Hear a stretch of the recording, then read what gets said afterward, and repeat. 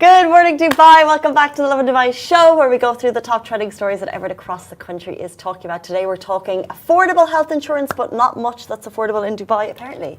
And as well, a Facebook post is calling out noisy campers. A place in Dubai is selling Karak for a grand total of 5,000 dirham. Would you pay it? I don't know. And as well, speaking of money, a fast food chain is selling 2,050 dirhams tickets for New Year's Eve. Also, later on in the show, we're talking all of the key questions everyone needs to know and ask about breast cancer. And in today's rapid weather report, it's highs of 25 degrees. The lowest temperature recorded over the country was yesterday morning, which was, by the way, 5.8 degrees in Jabal Jais Mountain, Ras Al Khaimah at 7:45 a.m. It's chilly, to be sure. You can see our woolies, and I'm sure you're doing the same in your office because it's Christmas season. Even if it's sunny outside, we're doing our best to make it snug inside with woolies and with gifts. Gifts, exactly. I mean, yesterday we asked a question, which is, what is your favorite Christmas tradition? Of course, everyone has a Christmas tradition during Christmas, whether you celebrate it or not. And we have amazing answers. Okay. So before I declare the winner, some of the answers are hot cacao under a blanket. How amazing that would be. Like, you know, like imagine like right now, like we're sitting under a blanket with TV. You got to have a Christmas movie. You have to be watching Love Actually, The Holiday, Home Alone 1, 2 or 3. Oh my God, it's like... And any Lindsay Lohan Christmas special, I'm going to be shot for this, they're the only new modern Christmas movies that are worth their salt. Because all of the new modern Christmas movies are not good, but for some reason I haven't actually watched them all. But I feel like Lindsay Lohan is having a moment with Christmas movies, and they're worth, because they're a bit magical. To be honest with you, nothing beats old Christmas movies and old movies, to be honest. صراحة, يعني, you know. However, I heard and I saw a rumor over Instagram that Home Alone, a new one will be coming up. And I'm like, that's actually very exciting. Like, what will it be like? No way. Wallah, and I was like, that would be for sure like one movie I would actually go and watch. So Christmas movies is a big tradition for me. Also the dinner. Dinner? What's your favorite thing? The roast. Actually, controversial Brussels sprouts. Like properly fried Brussels sprouts. Main, a restaurant in Dubai, does amazing Brussels sprouts. But Christmas dinner, I know it seems basic. Stuffing. Stuffing's my favorite. Stuffing. I should definitely go and try Christmas food. I really would, because like I mean, you talk about it all the time. Do I? Yeah, you do. So every day. So we should for sure. You should be like, Farah, you know what? This is a place that you should go try. It's got to be a roast dinner. That's a roast Christmas dinner. Yeah, or just like little mince pies. I'll bring mince pies into the office. They're amazing, like warm mince pies with a little bit of cream. You can get them in Waitrose and Spinneys at the moment. And like even the particular, you have to warm them up in the microwave. They're very delicious. There's no meat, surprising as what the name might tell you, mince pies. Well, I think I might be craving some food. You see, guys, it's not my fault, okay? Casey all the time, every morning, brings up the topic of food, and then I get even more hungry. But other answers were party all December nights. That's actually very nice. Yeah. Party all December nights. Like, oh yeah, it's not a Christmas day. It's a Christmas month. It's a really, in the lead up to Christmas, it's very much like go out and meet your friends, you have big family nights out, and then as soon as Christmas comes, you become an absolute hermit for a full week. You do nothing. Yeah, you do nothing. You don't know what's what. You don't know which day is what. You're like 3 chocolate boxes in. You're 3 sandwiches from the leftover turkey. Those days are just solitude, and it's amazing. Well, the winner of the question is Mira.dacosta. She said, I invite friends who do not have family here, so no one is alone on Christmas as my tradition. How thoughtful Mira, is that? That's really How amazing. Nice and thoughtful. You deserve the big prize, which is 2 tickets to movies in Christmas in Movies in Concert, which is happening on January 16th down in Abu Dhabi, January 16th, 2025. Congratulations, Mira. We'll get those tickets to you. We're going to... So if you are watching, which by the way, you guys, you should be watching, because wouldn't you want to know if you actually won or not? If you are watching, Mira, we will be texting you on Instagram in a few. And we're giving away tickets every single day in the lead up to Christmas. Every day it's a different concert of one of the amazing shows happening here in the UAE in the next 2 months. So check out our Instagram stories today for today's question, and we'll announce the winner tomorrow. Let's jump into our top stories. Well, our top story for today is MoHRE launches affordable health insurance initiative. So the Ministry of Human Resources and Emiratization has launched a new basic health insurance package to provide healthcare coverage to private sector employees and domestic workers who have not yet been insured. The initiative will go into effect on January 1st, 2025, ensuring that workers in the Northern Emirates, which are Sharjah, Ajman, Al Quwain, Ras Al Khaimah and Fujairah, will now be covered by health insurance. This will bring the UAE one step closer to providing 100% healthcare coverage for all workers in the country. His Excellency Khalil Al Khouri, Undersecretary of Labour Market and Emiratization Operations at MoHRE, emphasized the health insurance initiative's role in the UAE's commitment to providing 100% comprehensive protection to all workers. He said this initiative reflects the UAE's vision of extending social protection across the labour market, improving quality of life and ensuring workers access to high quality healthcare. He stated, employers will be required to purchase this basic health insurance when issuing or renewing residency permits. However, it will not apply to permits issued before January 1st, 2024. This ensures that every worker in the UAE will be covered at their time of residency renewal. We talk about health, we talk about safety in Dubai, we talk about the weather. One of the low-lying threads which doesn't get enough emphasis or attention is the fact that majority of us already have free, nearly-ish free healthcare, and it's one of the key reasons we're so lucky to live in this country. And I understand a lot of people will be like, oh yeah, you know what, it's very expensive, right? Or some companies will maybe disregard that, maybe under the claim of like it's very expensive.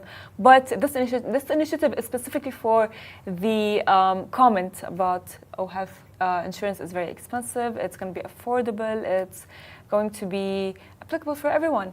True, it's just making it competitively priced. Is it going to be top tier? No, because obviously top tier health insurance is super expensive. Money.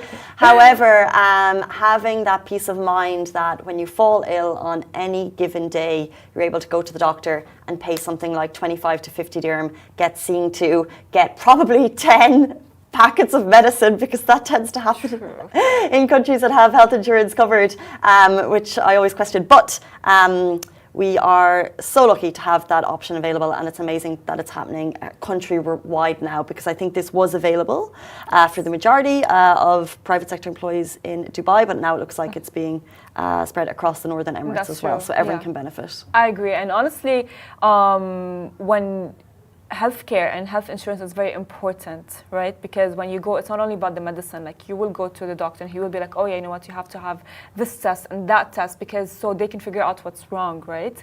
And they are quite pricey. So expensive. So expensive. They are very pricey. You know, like, you will enter and you will be like, oh my God, I just paid 500 dirhams minimum. Yeah, minimum. You need to be insured, that's yes, for sure. Insurance is very important. But jumping to our next story, who does not love Karak? I love Karak. However, a spot in Dubai is selling Karak for 5,000 dirhams.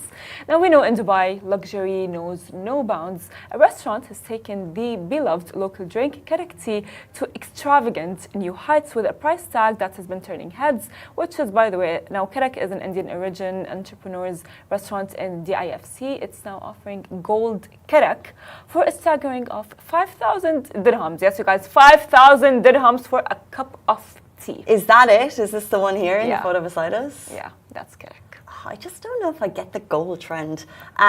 So it's obviously a luxury version of the traditional Karak. It's served in pure silver cups. So they don't look like silver cups, so I don't know. With a 24 karat gold leaf, making it in Dubai one of the most expensive versions of the drink in the world. Generally, Karak costs about 2 dirham. It used to cost 1 back in the day, but now you can pay 5,000 for it.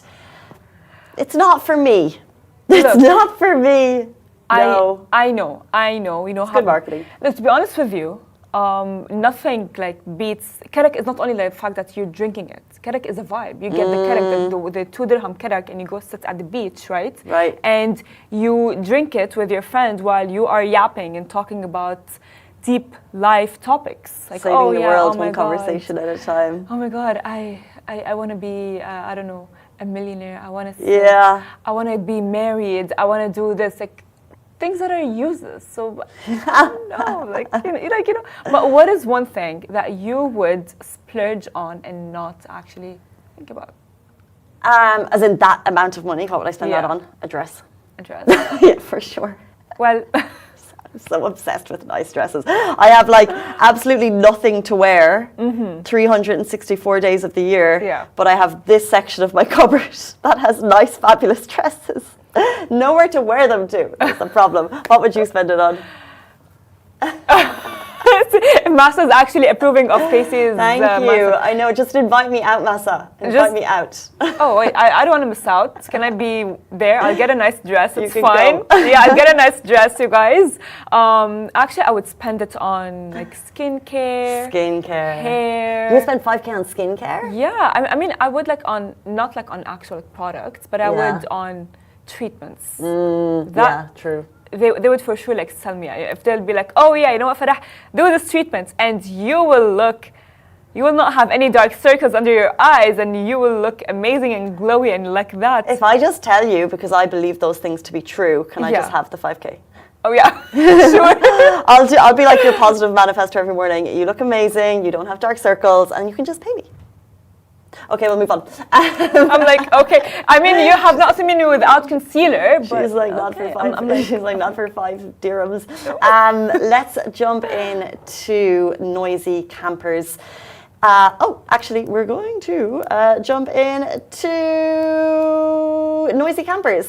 So a Facebook post is calling out noisy campers. 'Tis the season for hitting the desert.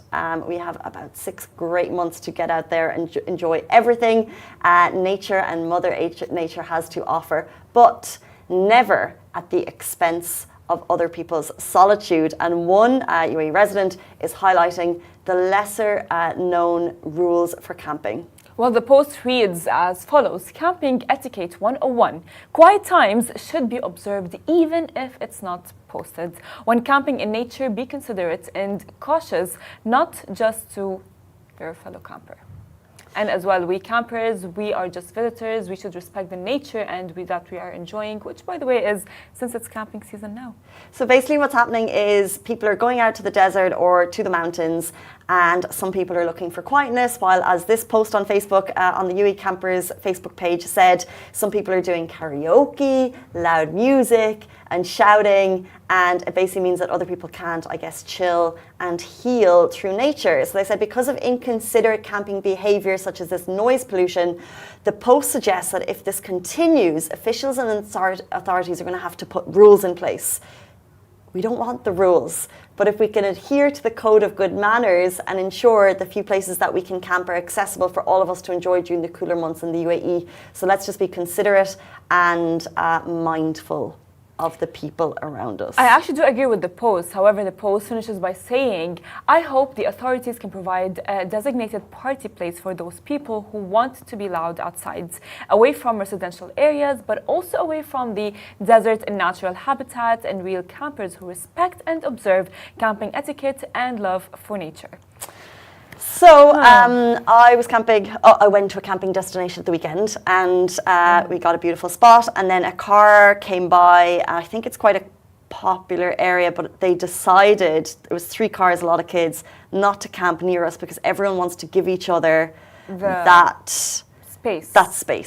But when it's a busy area, if you can't give each other that space, you're going to be near people, and you have to be. Here's the mom in me. You have to be respectful of noise. You've got your music. It's got to be quiet by 10 p.m. We don't need the authorities to tell us this. That is true.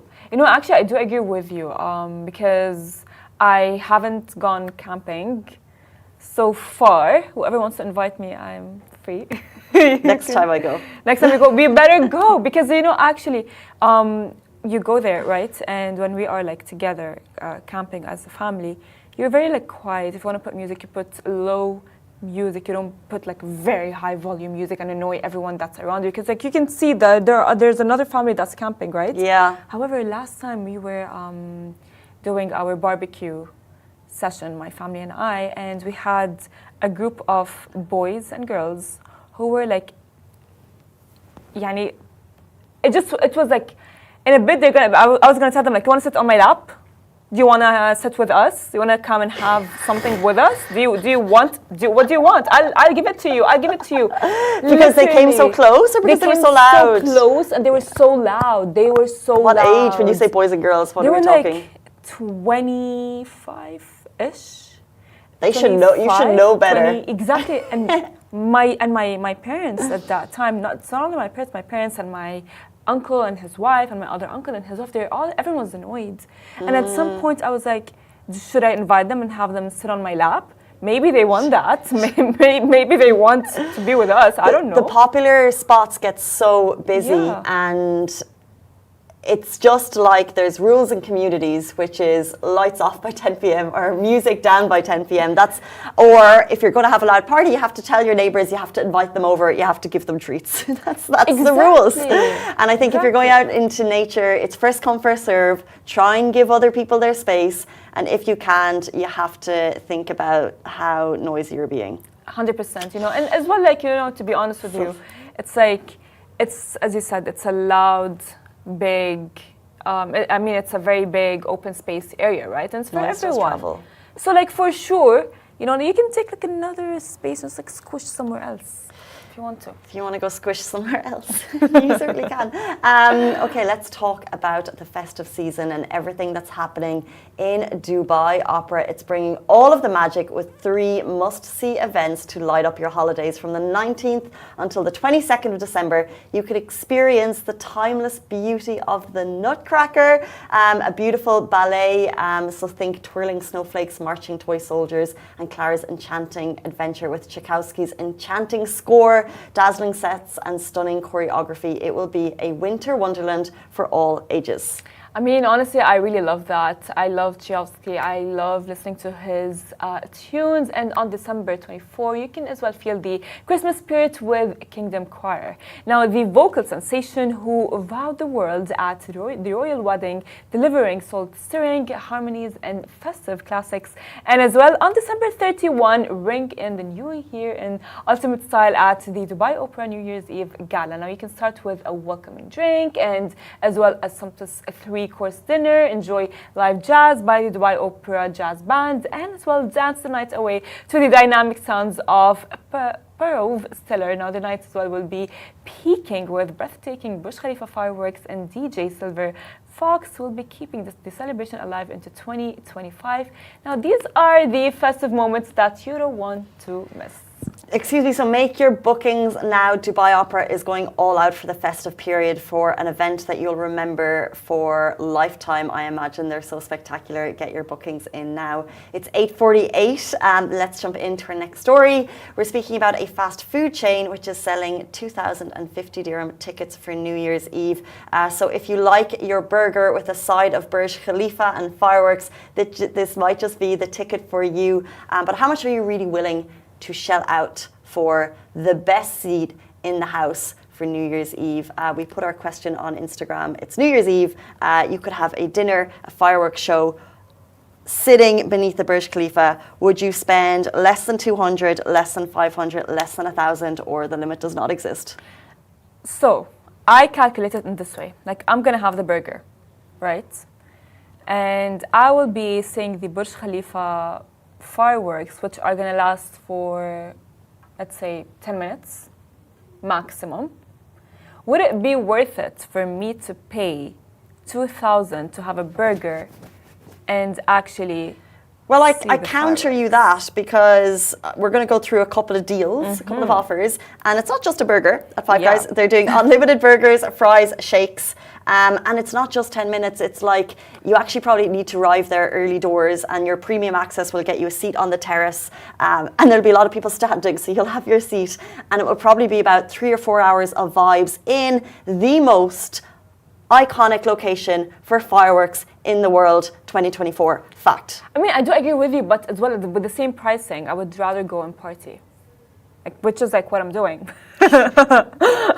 However, there are literally to each their own. But something I would never pay is like, for example, like for the 99 sushi bar and restaurant, they are charging between 5,000 and 9,000 dirhams. But what I would say is you choose your moments in life, and this year you want to party. Yeah. However, seeing the Burj Khalifa fireworks from a restaurant or from a location downtown is one of those key life moments to actually, and I'm not a big New Year's Eve person really, but the two most memorable New Year's I've ever had was when I was walking in the downtown area and I found a spot, just watched the New Year's Eve fireworks, and the second one was from a boat near Marina. Like, you cannot, and I know it's hyped and I know it's traffic, but you can't beat the vibes.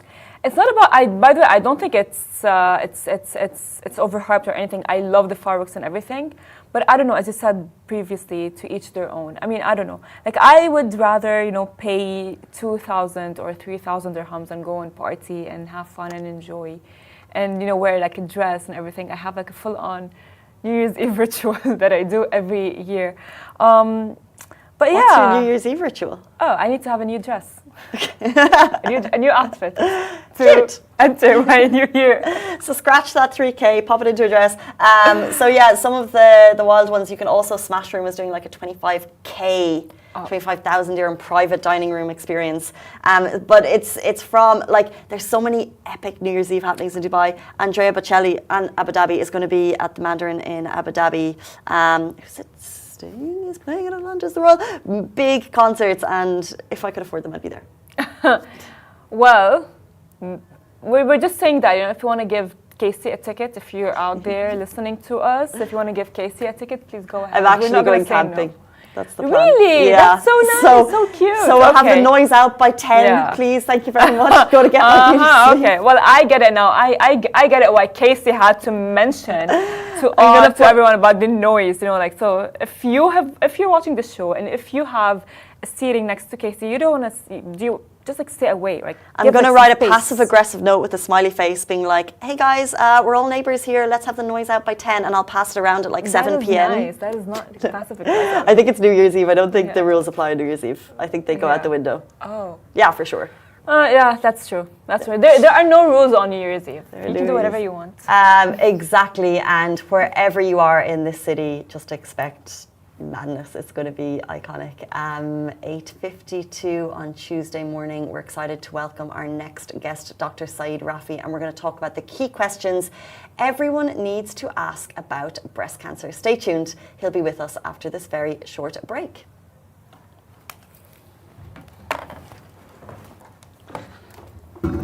Cute ritual for New Year's Eve. Yeah, literally, I even have the dress. Hi.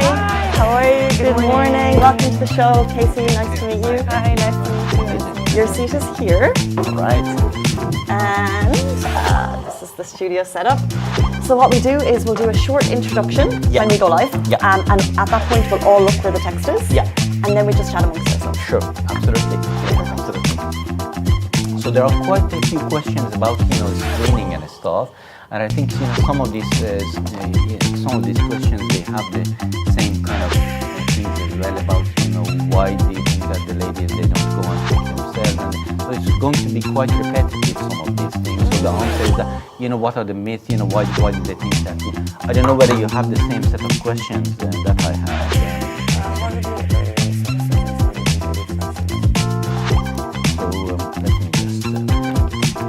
So for instance, why do you think that some women avoid breast cancer screening? Why do you think that so many people wait until it is too late to get screening? So I think these are. I'm going to update them slightly. Yeah. So. Should we ask something like, what's the youngest patient you've ever seen? Yeah. I think that. Actually, I'm treating one at the moment at the age of 20. Wow. It is important.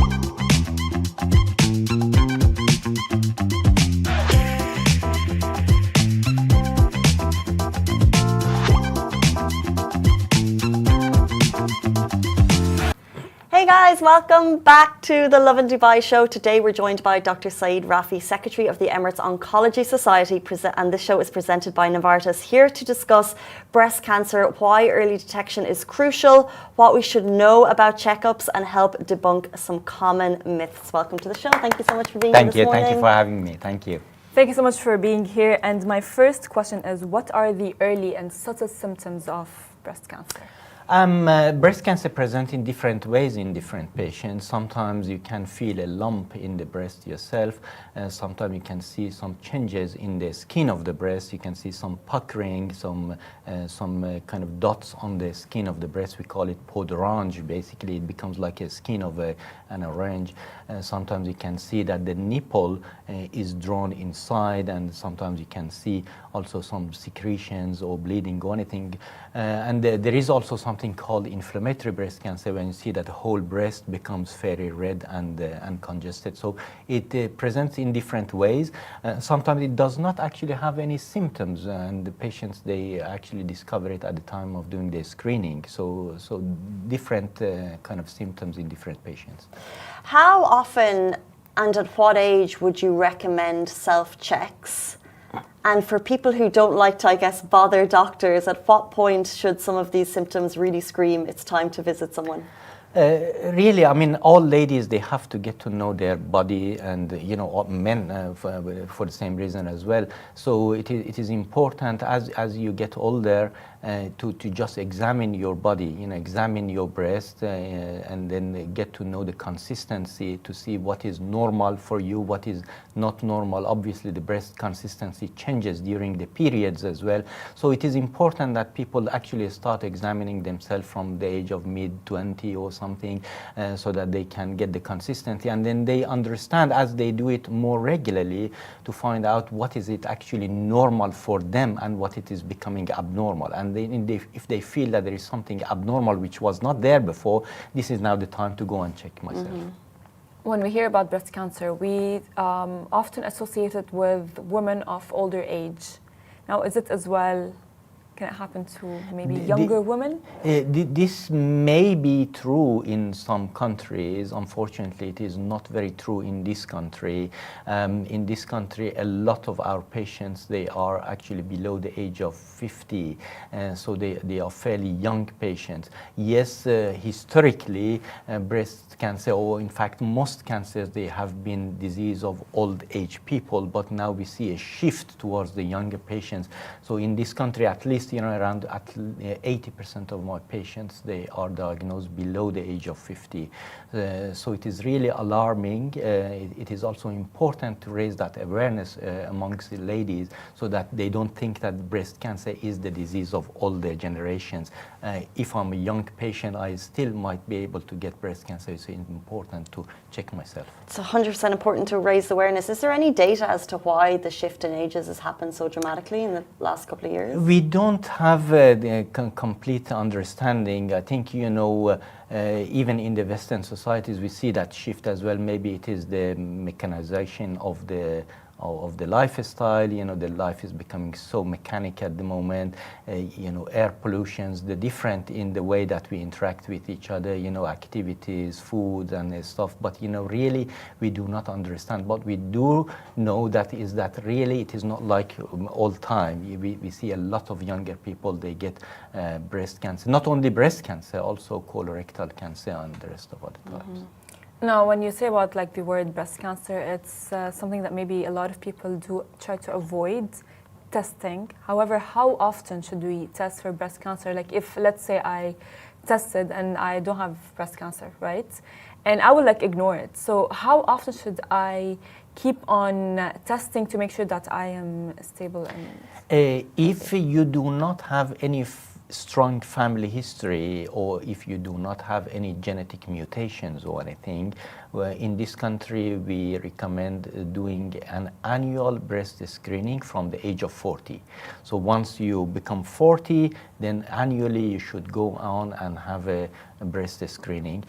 Obviously, if there are some around 15-20% of breast cancer because of the genetic risk that people are born with, and in those group of individuals, we recommend a little bit earlier to start screening, but for general public, majority of them are starting screening from the age of 40. And why is this screening so important? Does it make a dramatic difference if you catch breast cancer early in a patient? Absolutely 100%, because that is the whole reason that we do this screening, because the whole point of screening is to basically discover that cancer at the smallest size when it is curable. There is no point of discovering something when it is very large and God forbid it is gone to the lymph node or other part of the body, because we from the data, from the statistics, we know that when you discover breast cancer at a stage 1 or a stage 2 maximum, the likelihood of cure is approaching nearly 90 to 100%. Whereas when you discover it at a later stage, for instance, stage 4, that likelihood becomes dramatically less. Wow. Well, what's like the easiest way for testing? So there are a few things. First of all, is just self breast examination. It is important that all ladies, they learn the technique to do the self breast examination. It's fairly easy, basically. When you are in shower or in front of a mirror or something, you just stand in front and then put your one arm behind your head and start from with 2 fingers or 3 fingers. You start from 12 o'clock, which is the top of the breast, and then go around the circular motion, and then coming and then checking your breast, feeling for any inconsistency, any hardness or anything, and then obviously behind the nipple as well, you can check that one, and then you do the same for the other one. So that is a technique that almost every lady has to learn about it from the age of puberty. There are quite a lot of content on the YouTube and other places that they can go and check and learn this technique. So it is very important. The second one is obviously annual screening. So the annual screening is done using the ultrasound scan and mammogram to find any inconsistency, any changes in the breast that may point towards cancer. This might sound like a silly question, but what doctor should I be visiting for an annual screening? In some hospitals, like the hospital that I work at, Mediclinic City Hospital, we have dedicated breast screening units. So there are radiologists who are specialized in looking at the breast and everything as well. We have breast surgeons and obviously oncologists as well. Some hospitals, they have those units, but some hospitals, again, they have the ability to do the mammogram and ultrasound scan as well. Any doctor, to be honest, is good if you do not have access to the hospitals who have dedicated units. So, but the most important one is just to go to the places that they have the specialty to look at the breast. What's the youngest patient that you have ever seen? Like, how old was she? Was she treated? When did she discover she had breast cancer? The youngest that I've had was a patient at the age of 24, and thankfully, yes, she has been treated, and then Wow. she is now for a long time, and that is in remission. I have another patient right now at the age of 28 who's been diagnosed with breast cancer. She's currently under treatment as well, so hopefully she's going to have a very good response to the treatment.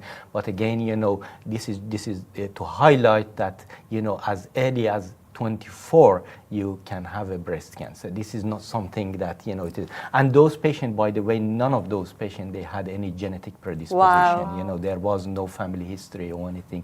So it is really, really important to highlight this. It is not to make people frightened about it. It's just to be realistic and then, check yourself to make sure that, we are not going to be surprised. 24, we've had interviews with Dubai ladies on the show where they've spoken about their experiences, and one mum in particular said she felt a lump but put off getting checked for some time. And I just wondered, have you ever had conversations as to why sometimes people might avoid screening? I mean, look, obviously this age is first of all, we never think about, getting cancer. People are young, very active, they have other things on their minds, education, career, probably getting married and having family and the rest of the stuff that you do not particularly come and think about this kind of thing. So that is one.